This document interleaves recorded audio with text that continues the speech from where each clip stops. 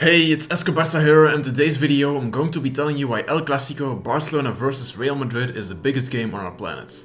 There are a lot of big derbies and rivalries all over the world, and some people might say some of them are bigger than El Clasico, but nothing really comes close to this rivalry and there are a lot of different reasons for it.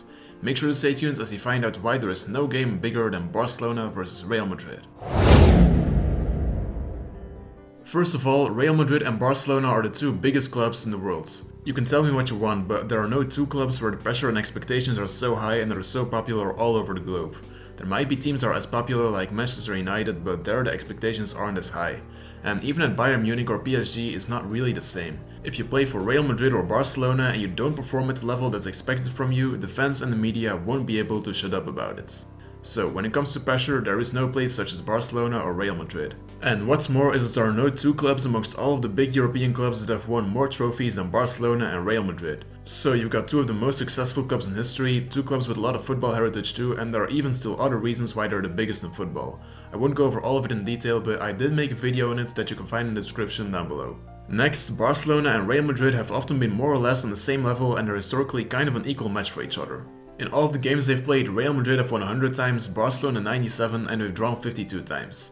It's just remarkable how close they are to each other. Another statistic to prove that is this one. Real Madrid have finished above Barça in La Liga 47 times, while the Blaugrana finished above Los Blancos 44 times. A slight advantage for Real Madrid, but it's again incredibly close. And almost every year they compete against each other for La Liga title. They're always each other's biggest rival, and El Clasico is often of big importance when it comes to this title race. So, it's not only the games itself, Real Madrid is the biggest opponent for Barça to get past, and vice versa. And the fact that it's been that way for decades already, and still is at the moment, definitely makes El Clasico more special. Then, we've got to talk about the players that both teams have had throughout history. Apart from some exceptions, the best players of all time have basically all played for Barcelona or Real Madrid. You could pick an all-time El Clasico 11 and it would probably be more or less the same as a football all-time 11. And we're just talking about two clubs. And the funny thing is that a lot of players that are amongst the best in history wouldn't even fit in that team. So you get the point by now, the best players have generally played for either Barcelona or Real Madrid. And so El Clasico has often been a game where the best players in the world confronted each other. Who doesn't want to watch such a game? And consequently there are some big player rivalries that have come forward because of El Clasico, with the main one being Messi vs Ronaldo, which already existed before El Clasico, but El Clasico did make it bigger. And for a couple of years now, El Clasico hasn't been where the best players in the world played. But right now, it's honestly that way again, with Benzema, Modric and Vinicius on one side and Lewandowski, Pedri and Dembele on the other. Even in bad times, there will always be some of the best players in the world that you'll see in El Clasico. And when you get two equally matched teams with elite players up against each other, it's no surprise that you will get legendary games. Generally, El Clasico has been a great game throughout history and you will never be bored when watching it. And with the quality of the players, the quality of the play has often been elite, and for certain periods these two clubs were the best in the world, and consequently the level in El Clasico has often been of a level that you literally didn't see in any other game. Think about that one game where they drew 2-2 with goals from Messi and Ronaldo, or the one in 2017 where Messi did his famous shirt celebration.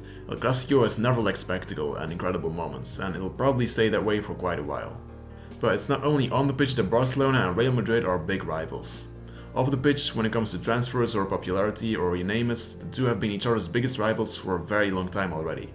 As you've got the two biggest clubs in the world, every player wants to play for either one of these two teams. And that's why these two have often been involved in transfer sagas together. And the most infamous transfer saga is undoubtedly that of Luis Figo. He actually just wanted to stay at Barcelona in the year 2000, but he felt like Barcelona didn't give him the recognition he deserves, through money but also just fame and status in general. Real Madrid's new president Florentino Perez knew about this and wanted to make the Portuguese the cornerstone of his Real Madrid projects.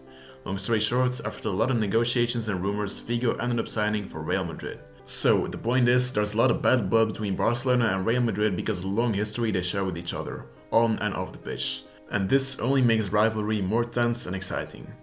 And lastly, their rivalry goes beyond football. In the first half of last century, Barcelona was a club that embodied the Catalan identity. Their culture, their language, their political beliefs, you name it. It was more than a club, which is where the famous Més que un club saying derives from. Under the dictatorship of Franco, Barcelona president Josep Sunyol was arrested and executed without trial. Their name had to be changed to the Spanish CF Barcelona, and those are only some examples to show you why Barcelona had quite a strong and controversial Catalan identity. Real Madrid meanwhile haven't always been supported by Franco, but they have been given a lot of support from people within Franco's environment and people who just like Franco believed in a conservative and united Spain. Like their president in the 50s that Real Madrid Stadium has been named after, Santiago Bernabeu. And after all the success that Los Blancos had in the 50s and 60s, Real Madrid became the symbol of Franco's Spain, and it was the dictator's preferred team at this point. And even today, politics haven't disappeared from El Clasico. Remember the whole situation in Catalonia in 2017 with the referendum that was held for Catalonia's independence and some of the politicians who got arrested? Well, even then, Barcelona still proved to be a place where Catalan nationalists came together to bond. And of course, not all Barca fans want Catalonia to be independent, and today a lot of fans from both Real Madrid and Barcelona don't give a damn about the whole political side of the rivalry, which is completely normal. I mean, people support them because they're great football teams in the first place. And there are a lot of Barcelona fans who don't care about Catalonia and a lot of Real Madrid fans who are not that patriotic. So today the political side has lost most of its density. But from a historical point of view, it does make El Clasico even more special, even more great and even more fierce. So if you're still not convinced that El Clasico is the biggest game in the world, then it probably just means that you're either extremely biased or didn't listen well. There is no rivalry that's got the two biggest clubs in the world, that has delivered so many high quality classic football games throughout history, that has had so many great players, that has had two teams who always compete for the same trophies, that has had such a rivalry off the pitch, and that has the political history that El Clasico has. With all of those things combined, you see why El Clasico is the biggest game on earth. And it will probably stay that way for quite a while. And as well as a lot of other football fans, I'm looking forward to all the things that this incredible fixture will still bring us in the future. That was it for today's video. Make sure to leave a like and subscribe if you enjoyed it, and feel free to share your own opinion in the comments down below. Força Barça and have a good day.